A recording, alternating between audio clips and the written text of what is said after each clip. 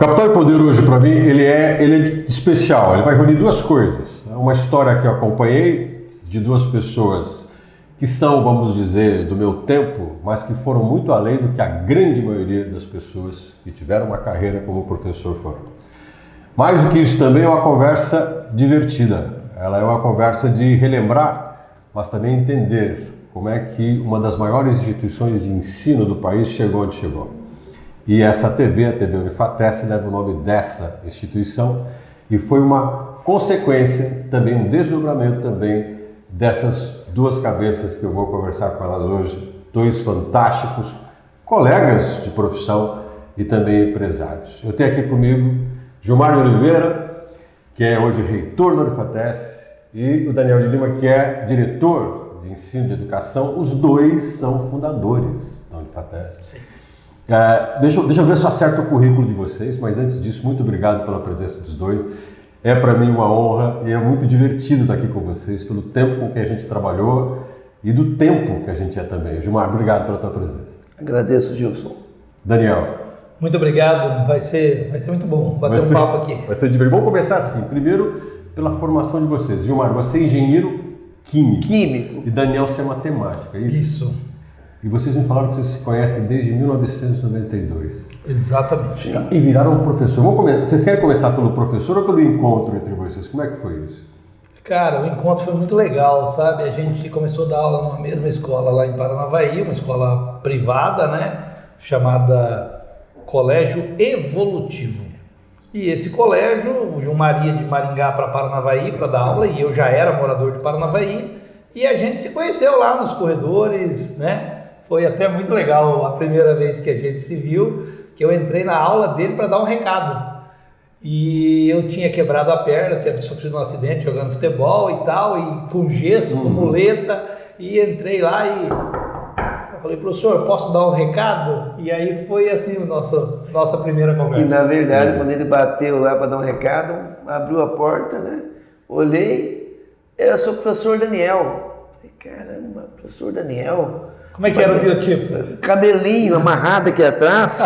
Falei, cara, é professor mesmo. Nada a ver com brinco, olha só. Olhei assim, eu quero dar um recado aqui para a sala. Falei, tá bom, fica à vontade então. Era um recado sobre os jogos e tal, e foi o nosso primeiro, assim, a nossa primeira conversa dentro do meio estudantil. Agora vocês têm uma história pessoal muito diferente. Eu lembro que o Daniel veio conversando comigo, falou, meu pai é sapateiro. Sim. Inclusive na tua sala até hoje você guarda a ferramenta de trabalho da sapataria do meu pai. E Gilmar, você falou que Gilson veio de uma família improvável. Improvável. Você foi inclusive o primeiro a se formar na sua família, você teve todo um processo de pioneirismo com a educação. Eu vou começar pelo Daniel, porque o Daniel tem uma história que eu queria muito que você falasse, que você guarda até hoje o instrumento de trabalho do seu pai contigo. Sim. Até onde família, para vocês, tem muito a ver com o que vocês se tornaram, porque vocês foram além da educação, vocês transformaram a educação num empreendimento.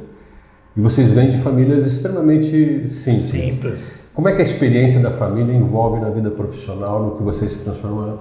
Olha, Gilson, a minha família muito simples, meu pai semi-alfabetizado, né? A minha mãe um pouco mais letrada que o meu pai, inclusive ela praticamente ensinou ele muito do que ele sabia de ler, né? E meu pai sapateiro, né? Migrou do Nordeste para o Sul do país em 1960, né? Eu nem nascido era ainda, eu sou de 66.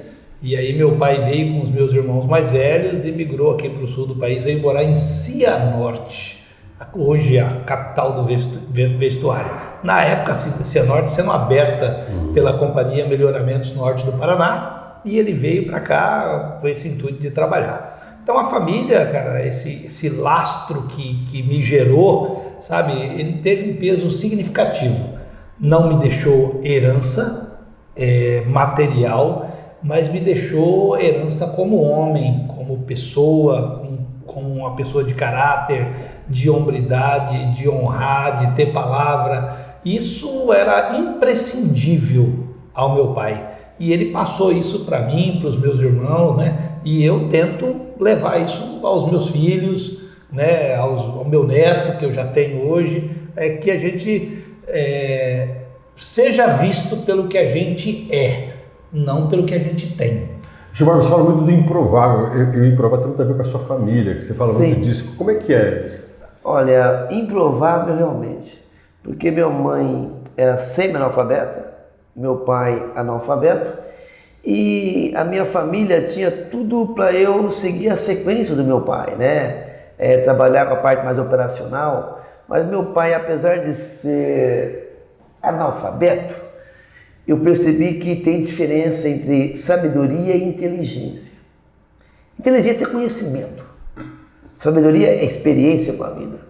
E meu pai, poxa, acabei ali o ginásio, o antigo ginásio, eu queria trabalhar com ele. Ele falou, não, você não vai trabalhar não, Gilmar, você vai estudar. Já tenho eu já de burro aqui em casa, você vai estudar, porque o estudo vai te levar muito além de mim. Então, ali começou já ele mostrar para mim que o estudo é fundamental. Minha mãe também apoiou. E o mais importante que, além de apoiar os estudos, são os valores, né? Princípios que a família dá pra gente. Então, família, para mim, é uma das coisas mais importantes que tem. Então, qual é o seu maior patrimônio? É a minha família. A empresa, depois. A minha família é tudo para mim, porque eu saí dali, a origem foi dali. Então, a gente é improvável mesmo. Hoje, onde nós estamos, realmente é muito difícil você olhar para trás e falar o que nós nos tornamos. Realmente é um milagre de Deus. Agora, tem uma coisa que eu gosto muito de vocês, que vocês são professores. Também sou, a gente é da mesma geração de professores, a gente tem uma mudança muito grande do que é ser professor hoje. Mas o porquê ser professor? Porque, no teu caso, por exemplo, você é engenheiro químico. Sim. A gente pensa que o engenheiro químico para em sala de aula é uma coisa quase que também improvável. E virar professor de física. Engenheiro químico virou professor de física. E matemática, tudo bem, quando se forma, né? Que eu me formei em história, matemática, você pensa, talvez o nosso destino é a sala de aula. Mas é uma escolha. Ser professor foi escolha para vocês dois, Daniel? Cara, mesmo tendo feito matemática, não foi uma escolha, Gilson. Não foi, uma cara. escolha. Não foi. Eu queria ser engenheiro. Né? Quando eu estava no colégio, eu queria ser engenheiro. Né? Eu queria ser engenheiro naval. Era o meu sonho de criança. Né? Eu queria ir para a Marinha e estudar e virar engenheiro naval. Esse era o meu sonho. Só que a vida, ela tem percalços, né? Principalmente quando você não tem lastro financeiro na família. E eu era o mais velho em casa, né? Os meus irmãos mais velhos todos já tinham casado, já tinham tomado o seu rumo. E em casa, morando com os meus pais, quando terminou o ensino médio, eu era o filho mais velho. Como a gente dizia antigamente, não sei nem se é o termo ainda, arrimo de família, né? Inclusive fui dispensado do exército por esse motivo, porque aos 18 anos eu fui lá, me alistei e tudo, né? E eu era tipo das pessoas que ajudavam a manter a casa, né? E aí, por esse motivo, acabei não servindo no exército. E, cara, eu queria fazer engenharia, mas tinha que ir embora de Paranavaí. Não tinha o curso em Paranavaí na época, né? E aí, não tinha em Paranavaí, para não ficar sem estudar, eu falei, vou fazer uma coisa que eu gosto. Número, sempre gostei de número, de matemática, de física, de química, sempre tive muita facilidade, boas notas nessas disciplinas. Então, eu fui fazer matemática. Mas não passava pela minha cabeça fazer matemática e virar professor de matemática. Entendi. Certo? Mas aí eu entrei ali e acabei pegando algumas aulas de substituição, né? Naquele momento, né? Eu lembro até que a minha entrada no magistério foi por uma professora, uma pessoa incrível, uma pessoa que marcou a minha vida, a professora Miriam Rezende Mendes, infelizmente já faleceu desde 2012. Ela um dia chegou para mim e falou assim: uma escola particular me convidou para dar uma aula. Uma professora que estava de licença maternidade ia se afastar e a escola precisava de alguém ali 3 meses para substituir. Tá, eu entrei, falei, não, dona Miriam, eu não quero dar aula, não, tal. Não, vai, tal, pega isso aí, é uma oportunidade legal e tal. E eu estava no meio da faculdade, tinha recém começado a faculdade. Aí eu falei, não tem quanto, não, tem sim, pode ir. E eu fui para essa empreitada. E eu trabalhava já com meu pai na sapataria, né, horário comercial normal. E aí nos momentos em que tinha aula eu saía, ia lá, dava aula e voltava a trabalhar e tal. Aconteceu o quê? Chegou no final do mês, primeiro mês, o valor que eu ganhei com aquelas aulas, ele era praticamente, que era tipo 3 manhãs que eu ia na escola, era praticamente o meu salário do mês. Aí eu falei, pô, 3 manhãs? Eu comecei a fazer uma conta e eu gostei daquele negócio, falei, legal, é bom. Se tivesse começado por ele era melhor. Eu falei, legal, vou dar aula e tal. E aí fiquei fazendo as duas coisas, dando aula e ainda ajudando meu pai até ele falecer. Eu não saí do trabalho com ele. Você ficou com seu pai até Fiquei até ele falecer. Gilmar, você foi engenheiro, você acabou virando professor de física. Daniel. E aí, como é que foi isso? Você tem ideia de tanto que eu gosto da aula, que até hoje, Gilson, até hoje, melhor, até agora, eu estava lá em Paranavaí dando 2 aulas de física. Eu continuo em sala de aula ainda. Apesar de todas no ensino médio? No ensino médio, pro terceirão dando aula de física. Porque apesar da gente ser reitor hoje, mas eu jamais devo esquecer minha origem, né? Que é ser professor. Então, eu estou reitor e sou professor porque é fundamental passar conhecimento. E hoje, percebo que o professor mudou um pouquinho a função de quando nós tínhamos lá atrás, que é só informação. Hoje, talvez é muito mais inspirar o aluno a ser um cidadão melhor, uma pessoa melhor. Como é que você entrou em sala de aula? Você era para ser engenheiro químico. Sim. E virou professor de física. O improvável. Eu era monitor de física, aí uma amiga minha tinha que viajar, ela dava aula em Paranavaí, eu fazia faculdade em Maringá, engenharia química. E eu era monitor de física lá, que tinha matéria física. Gilmar, você não quer ir para Paranavaí? Paranavaí? Onde é isso? Você pega um ônibus da Garcia, tem Garcia, um ônibus. Vai lá dar uma aula de uma semana para mim. Aí eu fui lá, dei uma aula e aí os alunos gostaram. Eu também me identifiquei muito com os alunos, né, em explicar. E dali, Paranavaí, pensei que ia só um único dia e voltar nunca mais. E dali, em 92 até hoje, melhor. Porque você mudou para Paranavaí depois? Depois, em 2000. Mas em 92. Você continuou fazendo Maringá, Paranavaí, Maringá, Paranavaí, ônibus Garcia, dando aula, indo e voltando. Aí depois nós fomos expandindo, criando raízes em Paranavaí. Aí você muda para Paranavaí em 92. Isso. Agora, vocês se encontraram, vocês já falaram para mim, né, numa aula do Gilmar, e vocês eram professores de ensino médio. Sim. Né? E a carreira de vocês, a trajetória de vocês, é uma trajetória que depois leva vocês a montarem uma escola. Sim. Uma escola de ensino médio. 95. 3 anos todo depois professor, que a gente se conheceu. Eu até brinquei uma vez com o Gilmar, todo professor de ensino médio tinha aquele sonho de se ter uma escola. Alguns faziam disso uma realidade, outros não faziam, né? Não tinham esse perfil. Até onde o professor vai, até onde o gestor vai. Porque quando você fala assim, vamos montar uma escola, todo mundo quer na hora, mas fazer isso é um exercício bem mais difícil do que simplesmente projetar. Sim, sem dúvida. Aonde vocês descobriram que era isso que vocês queriam e que deu certo? Aonde veio o empreendedor e o professor, foi o ponto de partida disso, mas aonde veio o empreendedor? O acaso, né? Acaso, porque a gente estava numa escola, igual você falou, a gente tinha esse desejo, né, de prosperar financeiramente, claro, né? E uma das maneiras que a gente enxergou era montar uma escola, né? E aí a gente estava num grupo, lecionando em Paranavaí, eu de Paranavaí e os demais não de Paranavaí. E veio essa ideia, vamos montar um cursinho, não era uma escola, um colégio. Cursinho. Vamos montar um cursinho pré-vestibular, né, Gilmar? É isso mesmo. Por quê? Porque Paranavaí não tinha. Paranavaí tinha colégio, primeiro ano, segundo ano, terceiro ano. O aluno terminava o terceiro ano para ele fazer um curso pré-vestibular para entrar nos cursos mais concorridos, que tinha muito antigamente na Universidade de Maringá, por exemplo, para você entrar em engenharia, em arquitetura, em odonto, era muito disputado, né? Isso. E a própria medicina que chegou bem tempo depois, mas todos os cursos eram muito disputados. Então, o mercado do cursinho, ele era promissor. Muito. Não é verdade, Gilmar? E a gente se conheceu, a gente teve essa ideia nesse momento, formamos um grupo para montar um colégio. Quantos eram quando vocês montaram o grupo? A princípio, nós éramos em 5. Eu, Gilmar, né, Cláudio, Cleiton e um outro professor de química que eu não sei se você conheceu, chamava Sandro.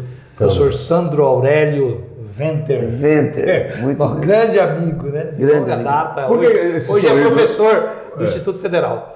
Ele ficou com a gente um período, né? Depois saiu, passou no concurso público, né? E hoje é professor do Instituto Federal. Acho que foi para o Caramba, né? Estava transferido. Foi transferido. Mas tem uma carreira de sucesso, brilhante, é doutor hoje e tal, e a gente foi montar esse colégio e aí um outro grande grupo veio junto com a gente. Falou, não, já que vocês vão montar uma escola, então vamos montar juntos.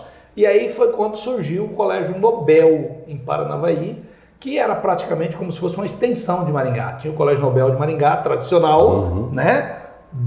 Daquele grupo societário lá. Eles foram para Paranavaí com o mesmo grupo societário, só que incorporaram a gente dentro da sociedade. Quantos anos vocês ficaram com esse Nobel? Assim, só para dizer você, antes disso, como foi importante o Nobel para nós? Demais.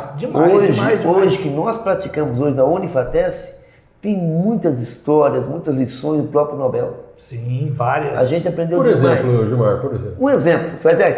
Exemplo simples. Simples, que para nós foi um diferencial gigante. A gente não trabalha com parentes na empresa. Os nossos parentes, por ser uma sociedade, o Nobel entendia que se viesse o filho de um, ou o filho do outro, ou a esposa de um, ou a esposa do outro, ia dar problema. Com certeza daria. E aí nós herdamos essa ideia, né, do Nobel, levamos para a FATES, e aí como nós éramos um quadro societário lá de 5, quando começou a FATES, éramos em 5 sócios, nós já determinamos entre nós que a gente não colocaria. Por quê? Por uma questão de gestão. É fácil. Gestão. Vou fazer uma pergunta para você. Você só pode contratar quem você pode demitir. Você só pode contratar quem você pode demitir. Você consegue imaginar eu demitindo a minha esposa? Ou meu filho? Né? Complicação geral, estragou tudo. Então, o ambiente familiar jamais poderia interferir no ambiente empresarial. Nós conseguimos fazer isso muito bem. Isso foi uma lição do Nobel. Agora, a convívio entre sócios, dizem que tem que ser uma coisa que, por um lado, tem que se confiar, sim, mas veja, é sempre outra cabeça, é sempre outra pessoa. Sim. E vocês hoje são 4, né? Sim, mas somos chegaram 4 a ser 5, entre os sócios mudou, uns entraram, outros saíram. A ideia de você conviver com outra pessoa e ter uma outra visão é estar preparado também para recuar. Sim. Saber a hora em que não está certo, ou às vezes fazer as coisas juntos, e fazer coisas juntos, vamos correr o risco juntos. E eu quero resgatar com isso por quê? Porque vocês têm uma história que eu acho maravilhosa. Eu acho uma das histórias mais interessantes que você fala de empreender. Vocês estavam no Nobel e vocês nasceram de um não, assim. Isso. Vocês nasceram de uma busca que não se realizou onde vocês estavam. Sim, exatamente. É que eu costumo dizer, né, Gilson? A gente tem sims que jamais nos levaria a um não, onde poderíamos nos levar. Talvez um sim te levaria ali, o não te leva muito além. E nós, na época lá com o Nobel, uma empresa muito solidificada, uma empresa muito séria, nós fizemos uma reivindicação. E naquele momento até entendemos que foi um não, mas aquele não, poxa, e aí? Eu aceito um não? Eu vou desistir? Eu vou procurar algo talvez melhor nesse momento para a gente. Então aquele não foi fundamental para nós. E dali surgiu o Grupo FATES. Isso no ano de 2005. Agora, quando o não chega, o não não é só de vocês, de uma certa maneira, vocês têm que sair desse não juntos. Como é que foi um olhar para o outro e falar assim, tá, vamos dar mais um passo juntos? Porque aí vocês montaram a FATES, começou a montagem da instituição de ensino superior. Sim. Que foi uma inspiração no outra escola que foi o Alfa. Sim. O Rio Daniel... Porque nós dois já éramos professores universitários. Isso. A gente dava aula no colégio, mas ele dava aula numa outra instituição, uma instituição privada, e eu era professor na Universidade Estadual, lá de Paranavaí. Então nós dois já estávamos no meio universitário. Esse não que surgiu para nós, né? A gente era professor, né? Sempre professor, né?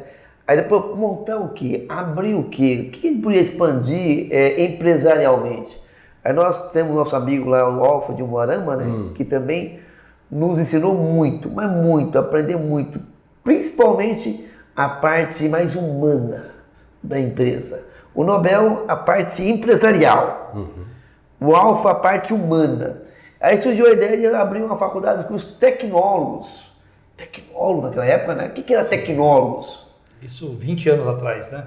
2005, 2006, né? O nosso primeiro contrato social. Cursos curtos, né? De duração de 2 anos e superiores. Opa!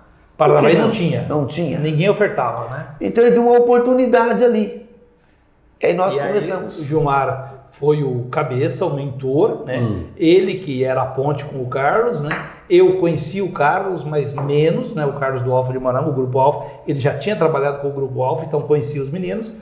E aí ele teve essa ideia de montar uma faculdade, o professor Carlos Gilmarama. E aí falou para o Gilmar, não, vocês têm que montar uma em Paranavaí também. Ele falou para o Carlos, vocês têm potencial, né? Vocês são professores, a cidade conhece vocês, tal. E aí a gente entrou nesse sonho, né?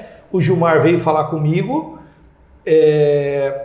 falou com os outros sócios, né? O Guilherme e o Eduardo. A princípio ficou esse grupo, fechou em 4, né? Depois que entrou o 5º, que foi o Pedro Baraldi. E aí veio essa ideia de criar uma empresa, né, que pudesse ofertar cursos tecnólogos. E aí veio a primeira barreira. Qual a barreira? Daqui a pouquinho a gente vai voltar a falar sobre essa história, porque aí surge o que hoje é a Unifatesc.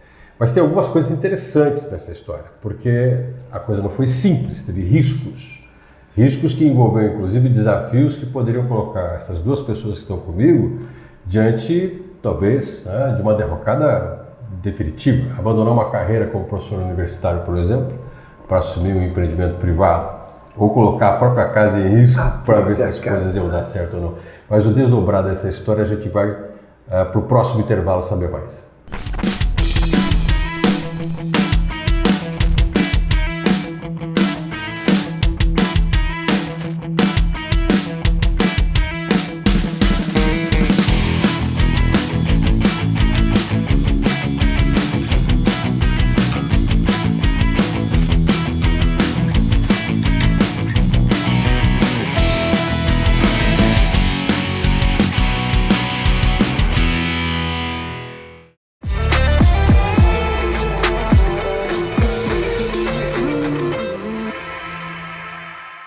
Capital Poder está de volta e a gente ficou com uma questão, né, com o Gilmar e com o Daniel para a gente responder agora. O início da Unifatesc, uma faculdade que começou com cursos de tecnólogos, e aí eu quero fazer a pergunta, vou colocar aqui primeiro com o Daniel, porque tem duas coisas importantes aqui que o Daniel e o Gilmar para mim são protagonistas. Daniel, você tinha uma carreira numa universidade pública, certo? Você era um concursado numa universidade pública. Se eu for perguntar para qualquer pessoa, você abandonaria o serviço público para montar uma empresa própria? De cada 10 pessoas, calculo que 8 delas vão dizer assim, não faria isso. Né? Você fez isso. Né? Diferente do Gilmar, né? Ele se desligou da universidade, ou melhor, a universidade o desligou quando a gente começou a FATES. Eu ainda fiquei fazendo as duas coisas, dentro da Unifatesc e na Universidade Estadual por um período, um bom período, né? Eu só fui me desligar mesmo, eu me afastei em 2015, já quase 10 anos depois de FATES, aí eu pedi uma licença sem investimentos e tal, mas deixei a carreira, eu era professor T40, professor mestre com bom salário, né? Mas o professor Gilmar, nós temos uma pessoa que a gente conhece, que uma vez foi dar aula na pós em Paranavaí, e ele falou uma coisa muito legal. O Gilmar sabe quem é. Sim. Professor de Apucarana. Isso, o limite. Ele falou o seguinte, o serviço público, não quero menosprezar de jeito nenhum, eu acho fantástico, a gente pode ter uma boa carreira no serviço público, mas ele tem teto e ele tem piso. Eu sei que eu não vou ganhar menos que isso, mas eu também não vou passar disso. Então você sabe que você vai ficar nessa faixa aqui. E aí eu optei por quebrar essa barreira de cima.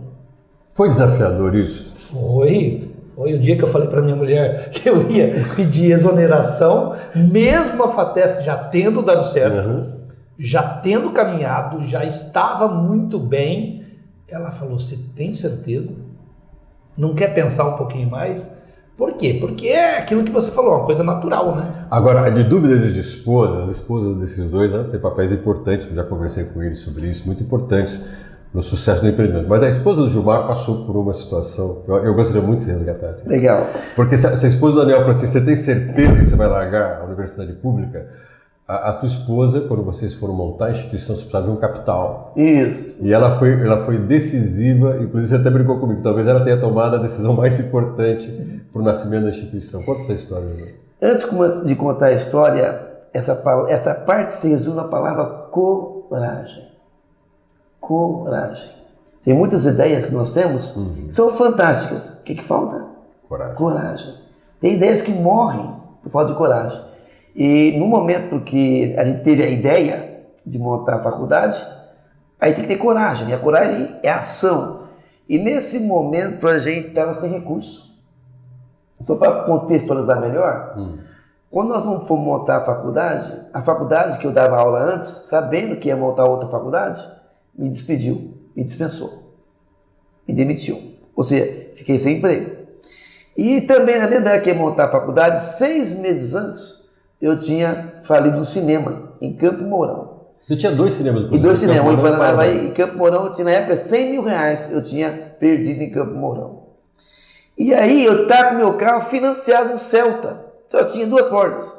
Para eu poder montar, para ser sócio da faculdade, eu tive que refinanciar o Celta. Pois bem, aí refinanciei, desempregado, e fomos montar a faculdade. Começamos a montar a faculdade, Aí tinha que reformar o prédio. Aí, opa, precisava de dinheiro. Aí, vamos no banco, né? Pegar dinheiro no banco, fomos lá. Era o antigo Proger. Aí fomos lá, fizemos um projeto muito legal. O projeto foi, voltou, foi, voltou. Opa, no outro dia voltou aprovado. O gerente do banco ligou pra gente. Chama até Timo. Ô pessoal, olha, uma ótima notícia para vocês. Foi aprovado para vocês aqui. Vem aqui pegar o dinheiro. Foram lá, ai, nós contentes, vamos pegar o dinheiro. Só pegar. Fomos lá, então, cara, muito legal. O projeto foi aprovado. R$100.000 para vocês, aprovado. Dá para vocês reformarem o prédio, comprar carteira, começar capital de giro. Legal, ótimo. Só tem um problema. Precisa de uma garantia real. Garantia real? O que é isso, garantia real? É alguma coisa no valor aqui maior que esse dinheiro que você vai pegar. Aí o Daniel, o Eduardo, o Guilherme e o Pedro Baraldi, naquele momento não tinha essa garantia real. O único que tinha era eu. E era o quê? A minha casa. Aí o Jair perguntou para mim, e aí, você não crê no projeto? Eu falei, acredito. Então, a sua casa é opção. Eu falei, sim, é minha casa. Então tá aqui o documento, a sua esposa tem que assinar, assina porque tem que assinar para hipotecar a casa. E não, eu vou para casa sim. Cheguei lá em casa. Teve que respirar fundo, Gilmar. Oi, tudo deu certo para casa, tudo certo, graças a Deus, o dinheiro foi aprovado. Só tem um detalhe aqui, a gente tem que pôr a casa para hipotecar. Como que é? Você já faliu um cinema. Você já está desempregado. Você tinha um filho pequeno? É um filho recém-nascido. Você já refinou o seu Celta para entrar de sócio. Você quer comprar nossa casa para hipotecar? Eu falei, não, mas está tudo certo. O pessoal disse no sócio, se der errado, eles assumem a dívida comigo também. Ou seja, minha esposa corajosamente assinou.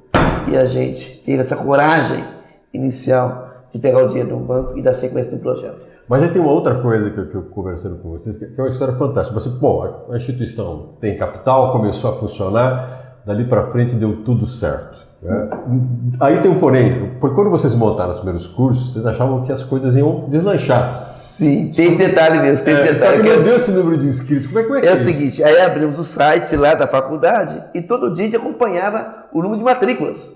Quais os cursos que montaram? 3 cursos. 3 cursos. Era tecnólogo em processos gerenciais, marketing e gestão ambiental.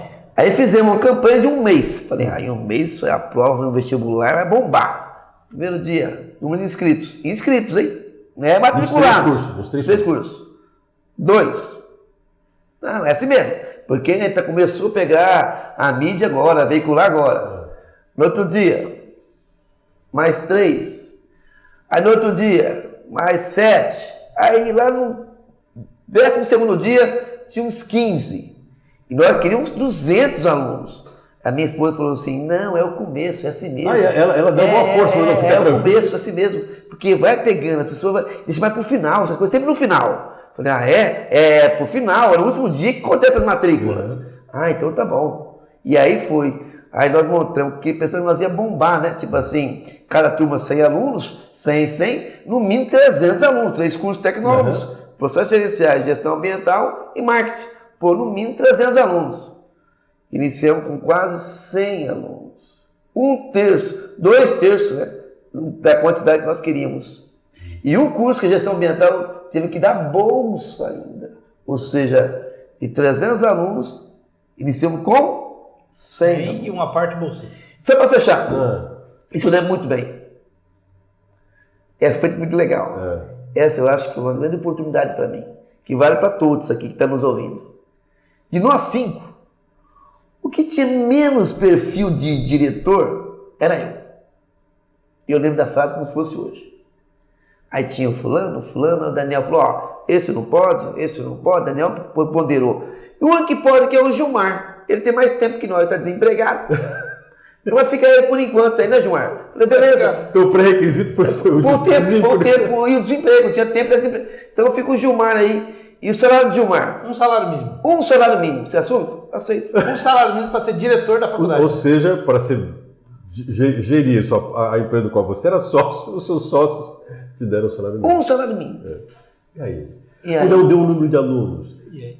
E hoje isso não é mais o mote de vocês, os cursos que vocês começaram? Esses cursos não tem hoje, mas na modalidade presencial. Nós só ofertamos eles no EAD, né? São cursos muito importantes. E a gente fez algumas coisas, Gilson, foi muito legal, cara. A gente saía de manhã nas empresas, né, Gilmar? Tipo Casas Pernambucana, Magazine Luiza, Colombo. Vocês iam a gente vender ia lá.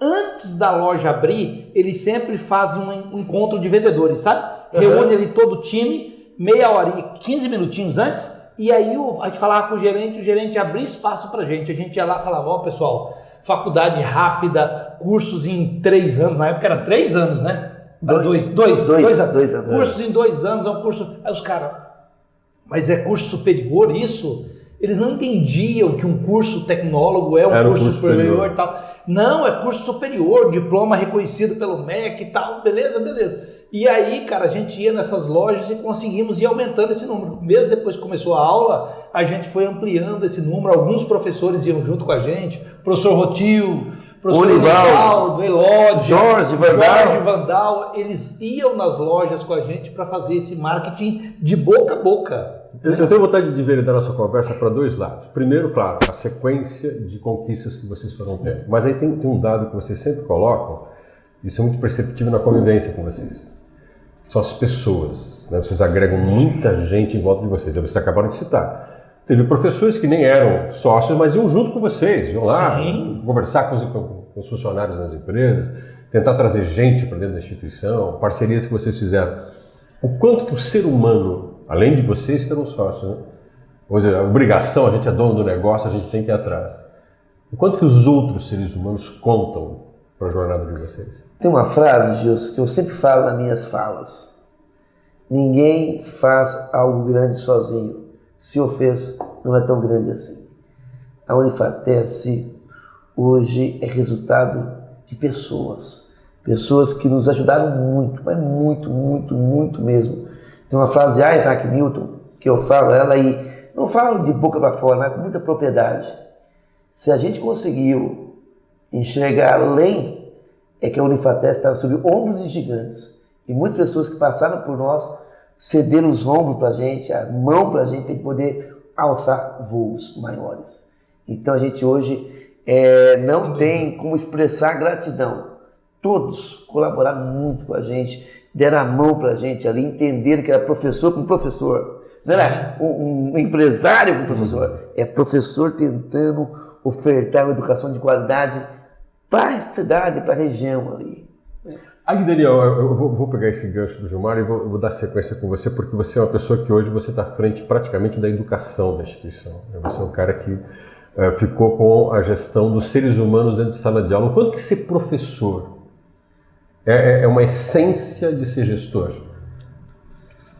Gilson, eu acho que o primeiro ponto de ir para a gestão, sendo professor, gestão que eu digo de uma universidade, de uma escola, é que a gente consegue sentir o que o professor sente. Aquilo que o professor sente quando ele entra na sala de aula, o trato com os coordenadores, com os alunos, nós como professores sentimos, e aí quando você vai na gestão, você consegue ter a empatia de ver como que é o outro lado. E eu acho que isso é muito importante. Nós sempre estivemos em sala de aula. Você vê, eu me afastei da sala de aula em julho do ano passado. Eu saí para fazer uma cirurgia e acabei depois não voltando. Fui substituído e preferi não voltar porque eu já estava para completar 60 anos. Eu achei que eu já tinha devolvido para a educação tudo que eu tinha que devolver. 36 anos lecionando, eu falei, tá bom, sabe? Mas eu acho que esse feeling é o principal. É você ser gestor, mas conseguir enxergar com a visão de professor. Então hoje eu sou diretor acadêmico, né? E eu consigo sentir o clima, né? Esse ano mesmo a gente teve uma coisa muito interessante lá na universidade. Eu tomei uma decisão pedagógica, né? E tipo assim, em 30 dias, né? A gente foi sentindo e viu que tinha que ter outro rumo. Tinha que ter mudar de direção, né? O Gilmar participou dessa decisão, os outros diretores participaram, e isso eu acho que é muito legal na nossa instituição. Também, não é a sua pergunta, mas também. É essa questão de virada de rota, sabe? Em cima dessa virada de rota que a gente tem pouco tempo, conversar com você é uma delícia, mas tem muita coisa. Convido já previamente para o segundo tempo. Opa, vai ser um prazer. Mas eu vou tentar resumir um pouco, eu quero que vocês complementem. A última pergunta para os dois. Vou até colocar a pergunta, quem quiser começar pode, mas eu queria ouvir os dois. Que é assim, vocês transformaram uma instituição que teve esses primeiros passos, né, na instituição que ela é hoje. Vocês têm mais de 500 mil de alunos, vocês estão em todo o país, uma marca que se consolidou presencialmente, vocês têm outras empresas que se desdobraram, onde vocês estão no ensino da pré-escola, não sei se ainda existe esse termo, me corrijam, né? Professor antigo é complicado, da pré-escola ao ensino superior, à pós-graduação. Hoje dá para fazer todo um roteiro com as empresas de educação de vocês, começando lá na pré-escola e fazer uma graduação e uma pós-graduação. Isso vai aumentando a responsabilidade cada vez maior, né, do que a instituição é. E o nosso programa chama Capital e Poder, certo? Sim. Então eu queria que vocês respondessem para mim, juntos, cada um no seu tempo, claro. Como se explica a coisa que chegou onde chegou? Cresceu o quanto cresceu? Aonde que está o capital para vocês? Onde está o poder comprovado por esse tempo que vocês têm de uma instituição que vai completar 20 anos, né? E deu certo? E talvez tenha uma trajetória muito longa. Resumam para mim capital e poder dentro dessa trajetória. Eu gostaria de resumir para você com uma passagem da Bíblia, Coríntios, onde Paulo fala assim que Deus escolhe os loucos para envergonhar os sábios, escolhe os fracos para envergonhar os fortes. Então nós éramos fracos e loucos. E quando Deus nos deu esse propósito, a nossa visão era muito pequena. Mas o propósito de Deus é muito além disso. Qual era a minha visão na época? Chegar a 1000 alunos. Transformar a vida de 1000 alunos. Na nossa região. Nossa região. Era mudar a vida de 1000 alunos. Porque a educação era poderosíssima. Mas Deus falou, não. Não, 1000 não. Vai ser mais de milhões. Hoje, Gilson, o capital e o poder, nós somos muito, diria você, nós somos improváveis. Se alguém olhasse para nós, para o Gilmar, para o Daniel, não, esses aí não. Esses jamais. Mas aí Deus nos escolheu. E hoje, a meta são mais de 550 mil hoje. Vai chegar agora, final de dezembro, 690 mil. Vou até explicar, em final de 28, teremos 1.100.000 alunos. E esse número, essa meta, ficou muito pequeno para nós. Porque o propósito é de Deus. E nós conseguimos, coincidentemente, é quase muito legal isso. Quando o seu propósito é o mesmo propósito de Deus, não tem lugar mais seguro que esse. Então a gente hoje tem uma missão que é de levar a educação a milhões de pessoas. E a meta ficou pequena, porque a prosperidade é para todas as pessoas. Então, antigamente é 1.000, é 1 milhão, 2 milhões, não sabemos onde vamos chegar mais, porque o limite será de Deus. Enquanto nós conseguir prosperar, levar educação a todos, iremos levar ao Brasil, ao exterior, porque sabemos que a educação consegue transformar e tem muitas pessoas que precisam da nossa ajuda para mudar de vida. E a educação tem esse poder. Daniel. Gilson, eu queria fazer uma analogia com o nome do seu podcast, fantástico, excelente nome, Capital e Poder, né? A gente vê que essas duas palavrinhas, quando vai para o mercado financeiro, né, elas têm um significado, mas eu queria fazer uma analogia e trazer para um outro significado, que onde a gente chegou e para onde a gente vai está aliado ao capital humano e ao poder da transformação na vida das pessoas. A minha avó, mãe do meu pai, que eu tive a oportunidade de conviver com ela bem pouco, ela faleceu, eu tinha 12, 13 anos, ela falava assim, porque meu pai não tinha estudado, né? Tinha estudado muito pouco. E meu pai era um cara muito sábio, assim como o Gilmar comentou do pai dele, meu pai era muito sábio, ele tinha umas tiradas muito legais assim. E aí ela falava assim, se esse menino tivesse estudado, ele tinha vendido o mundo e comido o dinheiro. Porque meu pai tinha uma visão muito legal assim, do entorno, sabe? Então eu queria fechar essa nossa conversa falando sobre isso. O grande segredo de onde a gente chegou e para onde a gente vai é a valorização das pessoas, capital humano. E o que a gente tem para devolver para a sociedade e para entregar para as pessoas é o poder da transformação na vida das pessoas. Porque o que a escola fez na minha vida, o que a escola fez na vida desse cidadão, e eu tenho certeza que fez na sua também, é isso. Hoje, quem está perto de mim, os meus filhos, os meus sobrinhos, os meus irmãos, todos foram impactados pelo tanto que eu dediquei da minha vida à educação, a estudar. Então, esse é o poder da transformação que a gente tem colocado na vida de muitas e muitas e muitas pessoas. Né? Tem um estudo, a gente sempre comenta isso, que quando uma pessoa se forma numa família simples, ele impacta 5 pessoas. Ou seja, para cada um, é 5 que você tira da sombra, você tira do anonimato, né? Então, a gente chegando nesse número de 500.000 pessoas como aluno, são 2,5 milhões de pessoas impactadas, de pessoas que vão ter uma transformação, que vão enxergar um futuro melhor, que vão deixar algo melhor para o nosso planeta. Bom, eu quero agradecer demais a presença dos dois. Muito obrigado, Gilmar. Obrigado, Daniel. Eu que agradeço. Demais.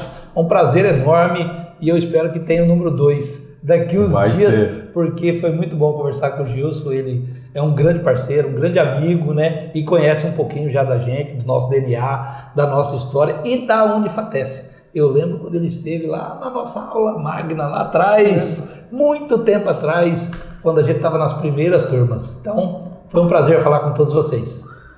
Nós que agradecemos a oportunidade, né? Poder falar com vocês aqui, poder compartilhar. E sempre, né, gente? A gente está aprendendo sempre e agradecer a Deus e a todos vocês que nos oportunizaram de chegar aqui e muito além onde nós estamos hoje. Eu vou encerrar o Capital e Poder com uma coisa muito simples. Eu tenho quase 40 anos de sala de aula, como esses dois também. A jornada deles é longa, como a minha. Eu já entrevistei inúmeras pessoas, já conversei com pessoas das mais diferentes áreas, setores, funções, que são destaque naquilo que fizeram. Já entrevistei muitos líderes da educação, muitos deles, que explicaram sua origem, sua formação, tem todos os méritos e respeito por isso, histórias fantásticas. Mas eu queria pegar a fala do Daniel sobre Capital e Poder. Capital e Poder, quando foi criado como podcast, é exatamente nessa essência que o Daniel colocou. Capital é tudo que a gente tem de força, de poder de fazer, né? E o poder de ação é a concretização desse capital que a gente acumula. E tem uma fala do Gilmar que é Deus não escolhe as pessoas pelo que elas têm de poder, força, mas escolhe aquele que sabe usar isso da maneira mais correta e adequada. Por isso que a Unifatece é o que é na figura desses dois. E meu respeito por eles, mais do que qualquer coisa, não é tanto pelo sucesso da instituição, mas pela missão que os dois têm em construir uma educação cada vez mais ampla e que mude a vida de cada vez mais pessoas. Isso é a essência de ter capital, de ter poder. Até o próximo encontro nosso.